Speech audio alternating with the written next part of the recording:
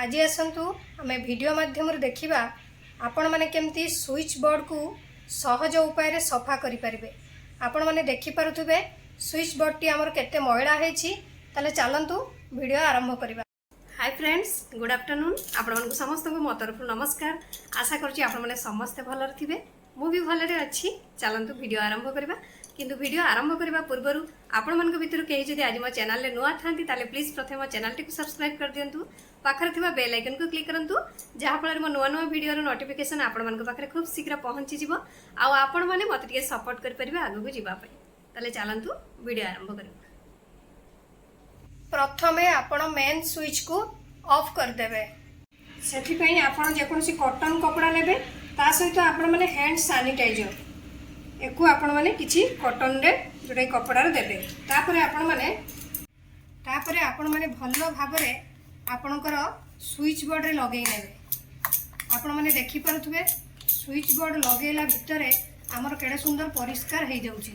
एमती आपण माने लगेई किछि समय घसी देबे, देखिबे आपणकर स्विच बोर्ड टी पूरा पूरी भाबरे सफा हे जिवो। देखंतु एबे हमर स्विच बोर्ड टी केडे सुंदर भाबरे सफा हे जाईची। ताले चलतु आपण मानक पाखरे जदि सैनिटाइजर अच्छी तो आपण माने एही प्रोसेस रे सफा करिवे।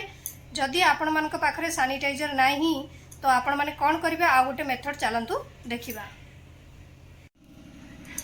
आपण माने से जगह रे टूथपेस्ट भी लगेई सफा करि परिबे। ताले चलतु केमति कोन सफा होची देखिबा। सेम प्रोसेस रे आपण माने प्रथमे मेन स्विच को ऑफ कर देबे। तापरे आपण माने एही पेस्ट टी को भलो भाबरे स्विच बोर्ड रे लगेई नेबे। लगेई एगो किछि समय छाड़ीबे।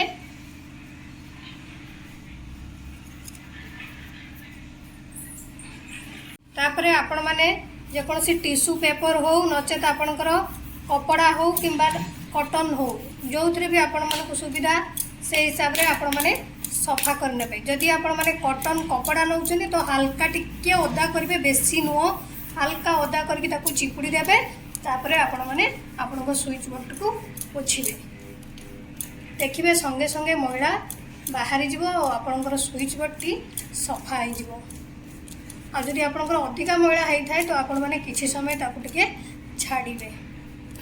देखि पारुथबे हमर सफा करबा भितरे हमर स्विच बोर्ड टी सफा हेइ जाउछि।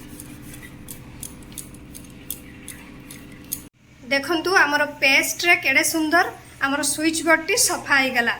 पेस्ट व्यतीत आपण माने आउ कोइमथिरे सफा करि परिबे। चलंतु जानिबा। आपण माने कॉलिन रे भी सफा करि परिबे। जदि आपण मानक पाखरे कॉलिन नाही तो आपण माने नेल पॉलिश रिमूवर द्वारा भी आपणकर स्विच बोर्ड को सफा करि परिबे। तले चलंतु सफा करि देखिबा।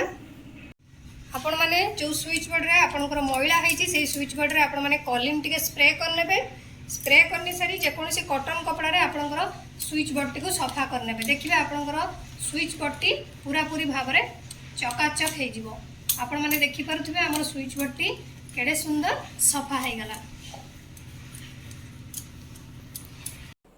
आशा करूची आपण मानको ई स्विच सफा करिवार मेथड गुडी का भलो लागिथिबो। मते ताले विदाय दियंतु, पुणी देखाबो नेक्स्ट वीडियो रे। नमस्कार।